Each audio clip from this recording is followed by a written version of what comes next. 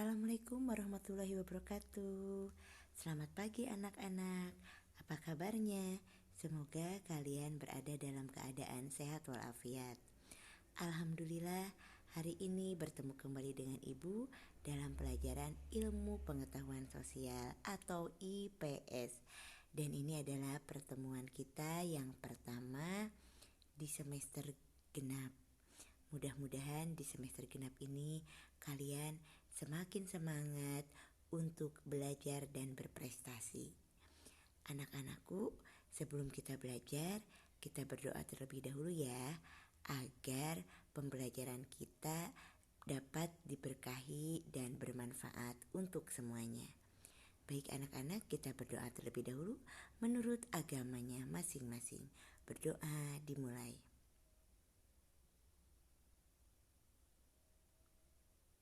Berdoa selesai. Anak-anakku, untuk pembelajaran IPS di semester genap, kita akan belajar pertama yaitu untuk tema yang ketiga. Tema yang ketiga ini mengenai aktivitas manusia dalam memenuhi kebutuhan. Karena kita akan belajar mengenai aktivitas manusia dalam memenuhi kebutuhan, berarti kita akan belajar ilmu pengetahuan sosial dalam rumpun ekonomi. Sering mendengar kata ekonomi ya? Ya, pasti Ibu yakin kalian sering, dan ketika berbicara ekonomi, pasti yang terbayang oleh kalian itu mengenai uang. Betul sekali ya, tidak salah, karena uang memang bagian dari ekonomi. Baik anak-anak, dan subtema yang akan kita pelajari mengenai kebutuhan dan kelangkaan. Untuk tujuan pembelajarannya ada 4 yang akan kita pelajari. Pertama, peserta didik dapat mendeskripsikan pengertian ilmu ekonomi. Yang kedua, peserta didik mendeskripsikan pengertian kebutuhan. Yang ketiga, peserta didik dapat mengidentifikasi hubungan kebutuhan, kelangkaan, dan skala prioritas. Dan yang keempat, peserta didik dapat mengelompokkan jenis-jenis kebutuhan. Siap ya untuk belajar dan sudah siap alat tulisnya? Oke, 1, 2, 3, bismillah, kita cekidot. Iya.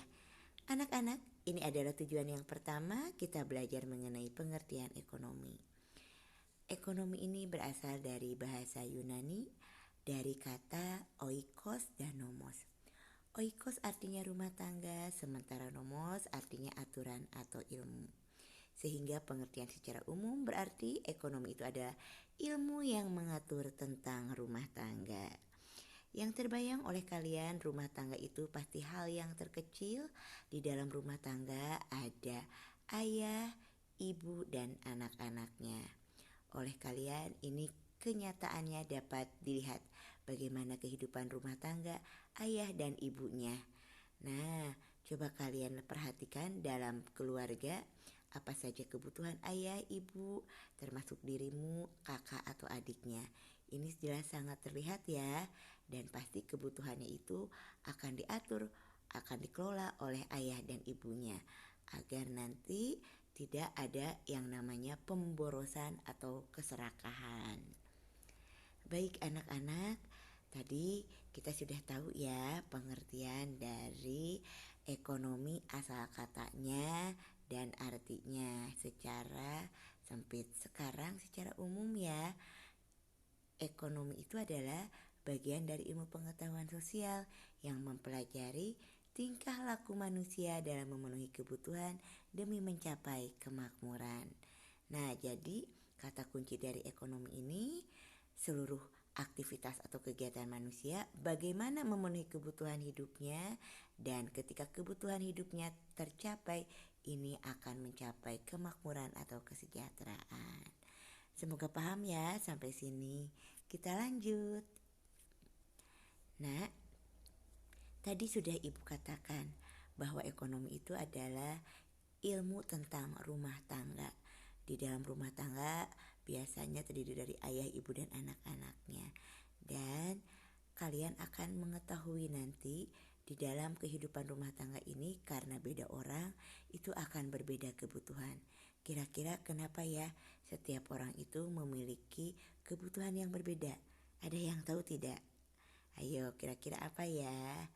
Ya, kebutuhan itu akan mengalami perbedaan karena dipengaruhi oleh faktor internal atau dalam diri dan faktor eksternal atau luar dirinya.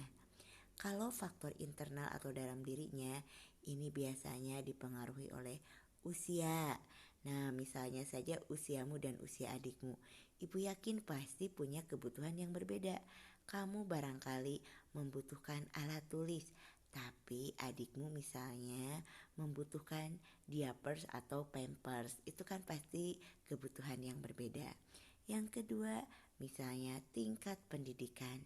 Kakakmu sudah kuliah, kamu masih SMP, kakakmu akan membutuhkan biaya yang lebih besar dibandingkan dirimu. Lalu ada lagi tingkat pendapatan. Ayahnya punya gaji yang sangat besar. Setelah memenuhi kebutuhan sehari-hari, sisa uangnya bisa digunakan untuk menabung. Tapi akan berbeda misalnya dengan tetanggamu, memiliki gaji yang tidak begitu besar sehingga mereka hanya cukup untuk memenuhi kebutuhannya tanpa bisa untuk menyisakannya dalam tabungan. Lalu kemudian yang membedakan kembali misalnya jenis kelamin. Ayahmu adalah laki-laki dan ibumu adalah perempuan. Ibumu misalnya membutuhkan jilbab kerudung, tapi kalau ayahnya tentu saja tidak membutuhkannya. Nah, itu adalah beberapa contoh faktor yang mempengaruhi perbedaan kebutuhan dalam internal. Sementara dalam eksternal yang membedakannya misalnya dari kondisi alam. Orang yang hidup di pegunungan dengan yang hidup di daerah pantai itu akan memiliki kebutuhan yang berbeda. Di pegunungan misalnya membutuhkan jaket karena pegunungan itu memiliki hawa yang sangat dingin. Sementara di daerah pantai itu tidak mementingkan kebutuhan untuk memiliki jaket tersebut karena pantai itu cuacanya sangat panas. Yang kedua, misalnya yang mempengaruhi dari faktor luar untuk memenuhi kebutuhan adalah lingkungan. Lingkungan di kota dengan lingkungan pedesaan itu akan memiliki kebutuhan yang berbeda. Di kota misalnya lebih mementingkan kebutuhan itu akan kendaraan karena untuk menempuh jarak dari rumah ke kantor membutuhkan waktu yang lama, sementara dia harus segera datang ke tempat tujuan. Jadi kendaraan akan lebih penting. Sementara di daerah pedesaan, jalan kaki masih bisa ditempuh untuk menuju tempat tujuannya. Kemudian ada kebijakan pemerintah. Kebijakan pemerintah ini juga akan mempengaruhi kepada manusia untuk memenuhi kebutuhannya. Misalnya saat ini sedang terjadi kelangkaan minyak goreng. Ada kebijakan dari pemerintah. Tolong yang namanya masyarakat tidak melakukan pemborongan atau memborong membeli minyak goreng karena keadaan sangat terbatas. Nah, hal tersebut jelas akan mempengaruhi manusia untuk memenuhi kebutuhannya. Dapat dipahami ya? Mari kita lanjut. Kita lihat kebutuhan manusia itu pengertiannya adalah segala sesuatu yang dibutuhkan manusia. Kebutuhan manusia sangat banyak, tidak terhingga. Ada yang membutuhkan makanan, minuman, ada yang membutuhkan tempat tinggal, atau kamu sebagai pelajar membutuhkan buku. Kebutuhan-kebutuhan tersebut bila dikategorikan cukup dua saja. Kebutuhan manusia itu hanya terdiri dari barang dan jasa. Barang tadi yang bentuknya atau wujudnya terlihat. Rumah, pakaian, makanan, buku itu adalah barang. Tetapi jasa ini hanya dapat kita rasakan manfaatnya. Contohnya jasa orang tua, jasanya guru, jasanya dokter. Nah, manfaatnya dapat dirasakan oleh kalian, orang tua, orang yang akan memberikan segala bentuk kasih sayang untuk kalian. Guru, orang yang akan memberikan ilmu karena jasanya. Dokter, orang yang akan menyembuhkan dirimu ketika sakit karena jasanya. Bisa dipahami ya nak ya? Jadi kebutuhan yang banyak sesungguhnya dikategorikan cukup 2 saja berupa barang dan jasa. Nah, barang dan jasa ini di dunia sangat terbatas keberadaannya.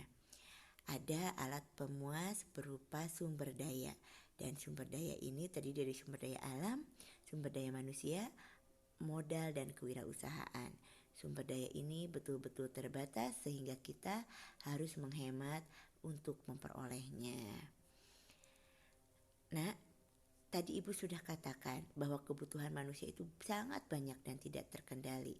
Hati-hati ketika memenuhinya, tolong diperhatikan agar tidak terjadi pemborosan bahkan keserakahan. Karena kalau sudah terjadi keserakahan, ini akan menyebabkan kelangkaan. Kelangkaan adalah suatu kondisi di mana barang dan jasa yang menjadi kebutuhan kita ini jumlahnya sangat sedikit, bahkan sulit dicari, bahkan sampai tidak ada. Kalau sudah terjadi kelangkaan, ini akan menyulitkan bagi manusia dalam memenuhi kebutuhannya. Untuk menghindari dari kelangkaan ini, maka manusia harus membuat skala prioritas.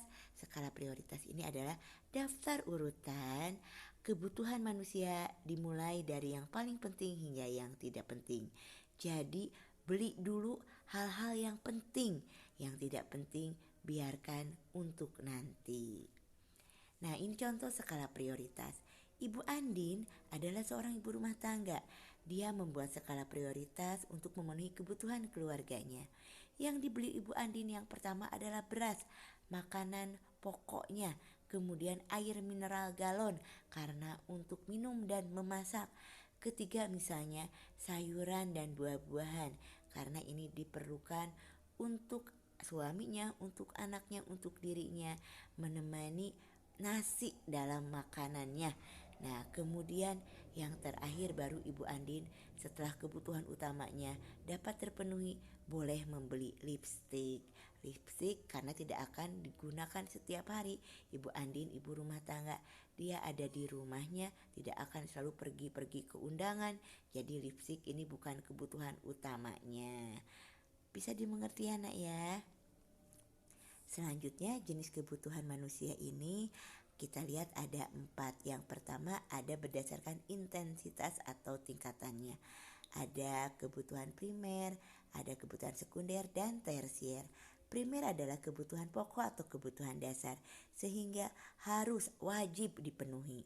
Contoh kebutuhan primer adalah makanan, minuman. Nah, ini berarti pangan. Karena kebutuhan primer selain pangan ada sandang pakaian dan ada juga papan atau perumahan. Kemudian ada kebutuhan sekunder. Kebutuhan sekunder ini bisa dipenuhi kalau kebutuhan primernya sudah benar-benar dipenuhi. Kebutuhan sekundernya misalnya kalau untuk kalian sebagai pelajar ya, setelah kalian kebutuhan makanannya terpenuhi, buku-bukunya terpenuhi, sekarang sedang online. Kalian membutuhkan yang namanya smartphone. Berarti ini bisa menjadi kebutuhan sekunder kalau smartphone-nya dalam merek tertentu yang lebih canggih. Lalu kebutuhan tersiernya apa? Misalnya kalian membeli laptop yang harganya puluhan juta. Ini sudah sangat mewah. Kebutuhan tersier dapat dipenuhi manakala kebutuhan primer dan sekundernya telah dipenuhi oleh kita. Bisa dipahami ya nak ya? Nah, yang kedua ada berdasarkan sifatnya. Berdasarkan sifatnya ada kebutuhan jasmani dan ada kebutuhan rohani. Kebutuhan jasmani berarti ini yang terlihat wujudnya. Misalnya kalian membutuhkan pakaian, membutuhkan jaket ketika hujan karena akan melindungi dari kedinginan. Sementara kebutuhan rohani ini kebutuhan yang akan memuaskan jiwa kita. Misalnya ketika kalian melaksanakan ibadah, ketika berdoa, itu adalah kebutuhan rohani. Kemudian yang ketiga ada kebutuhan berdasarkan waktu. Bila kebutuhan berdasarkan waktu ada kebutuhan sekarang dan kebutuhan masa yang akan datang. Kebutuhan sekarang saat ini juga harus dipenuhi. Misalnya kalian lapar, segeralah makan. Kalian haus, segeralah minum. Maka hari ini saat ini juga harus betul-betul bisa dipenuhi, tidak dapat dinantikan. Ada kebutuhan masa yang akan datang. Kebutuhan ini kalian perlukan dan bisa dipenuhi nanti. Dari mulai sekarang misalnya kalian menabung karena nanti kalian misalnya ingin melanjutkan sekolah di luar negeri, maka harus nabung dari sekarang. Dari sekarang nabung karena punya cita-cita untuk melaksanakan haji atau umroh. Nah, berarti ini adalah kebutuhan yang akan datang dan dipenuhi dengan cara menabung. Kemudian ada kebutuhan berdasarkan subjeknya. Bila berdasarkan subjeknya, kebutuhan ini terdiri dari kebutuhan individu dan kebutuhan kelompok. Individu ini tadi sudah dijelaskan kebutuhannya berbeda-beda. Misalnya, ibu sebagai ibu rumah tangga membutuhkan sayuran, sementara kamu sebagai pelajar membutuhkan pensil. Yang kedua ada kebutuhan kelompok. Kalau kebutuhan kelompok ini digunakannya bersama, dibutuhkannya bersama. Masyarakat membutuhkan jalan yang mulus. Masyarakat membutuhkan jembatan yang kokoh. Masyarakat membutuhkan rumah sakit. Masyarakat membutuhkan sekolah. Berarti sekolah, jembatan, jalan, rumah sakit itu adalah kebutuhan kelompok. Baik anak-anak, sampai sini bisa dipahami ya. Oke, selanjutnya kita lihat alat pemenuhan kebutuhan manusia. Yang pertama berdasarkan cara memperolehnya. Berdasarkan cara memperolehnya, ada yang disebut sebagai benda ekonomis, benda bebas, dan benda ailit.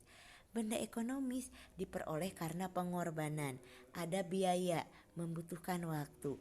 Misalnya ketika kalian butuh sepatu, maka kalian harus ada uangnya, harus pergi ke toko sepatu. Sementara benda bebas saat memperolehnya tidak ada pengorbanan, tidak membutuhkan biaya, tidak membutuhkan yang namanya waktu, selalu tersedia. Always, tak pernah never gitu ya. Contohnya matahari. Matahari dibutuhkan oleh manusia karena matahari misalnya membantu ketika ibunya menjemur sehingga pakaiannya cepat kering.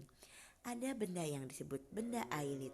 Benda ailit ini benda dibutuhkan manusia, tetapi ketika jumlahnya berlebihan, volumenya begitu besar, ini yang ada akan membahayakan manusia.